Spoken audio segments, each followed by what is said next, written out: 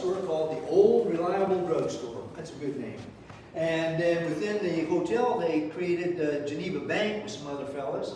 At least in 1882, this is a replica of a calendar from 1882, and it says Charles Porter, agent for a travel company.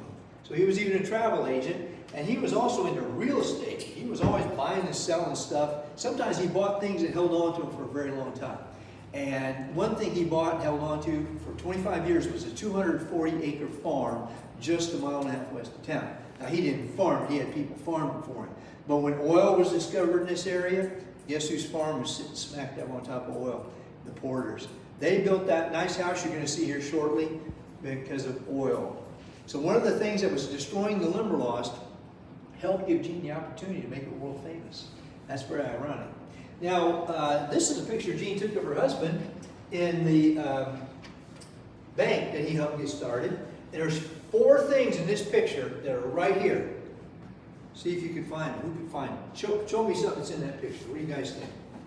What do you, this? What, do you know, where's that? That's it. That's it exactly. All right, what's next? What do you think? I think the chair. The chair, well actually you're close. That's not the exact same chair, but that is a chair from the bank at that era, so very good. How about another thing that's in that picture? What? How about over here? What about that? You see that anywhere? That's a safe.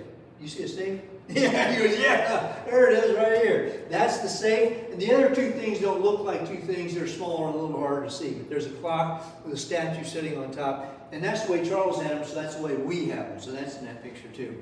All right, Mr. Moneybags, you feeling strong today? Will you open that up and let me show people inside?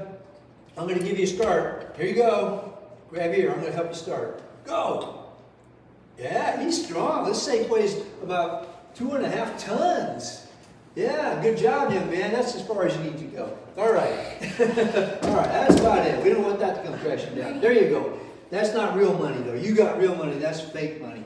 Now, there's combination safes on the inside, and there's also a timing mechanism right there. And that's how you would set the time when you're locked up at night, and then the next day, the time you set, it would unlock automatically. But one time, it didn't unlock when it was supposed to.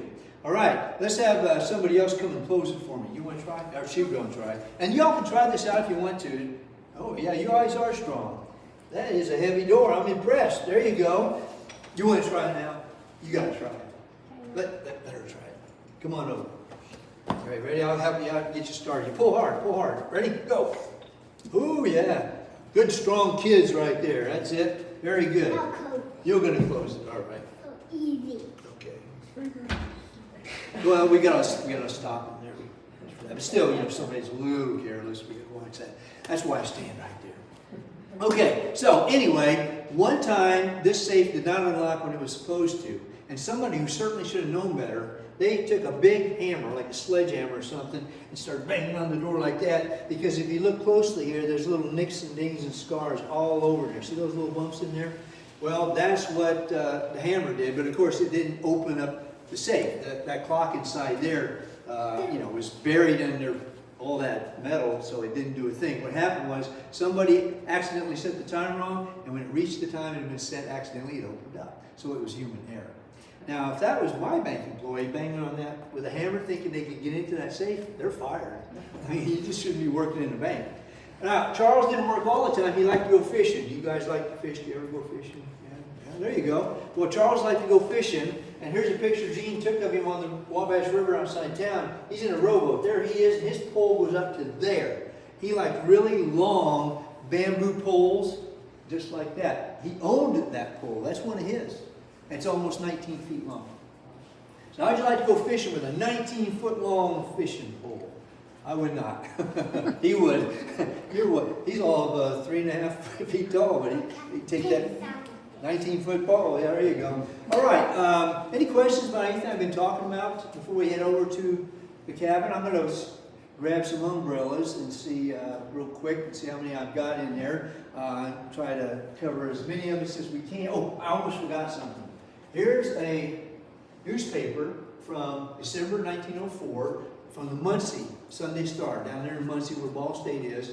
And you can see it's all about the bird woman of the Limberlost. She was already becoming famous. Her pictures of birds were winning national awards. She took pictures of birds in ways no one had ever done before.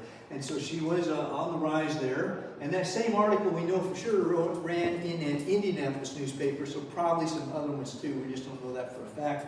And in the book, Girl of Limberlost, the girl, Elnora, she was about 15, she is ready to go from the one-room schoolhouse where it went first through 8th grade like the Amish do, and then she's going to high school in the city. And so she just graduated from the one-room schoolhouse. It was called the Brushwood School. In real life, there was a Brushwood School. That's all that's left of it, sadly. It's about 2.5 miles west of town. But it's still there, just kind of ruins, but that is the school that Jean based her Brushwood School on in the book. All right, let me go check on those umbrellas, and I'll bring them out. We'll see how many extra we get protected from the rain.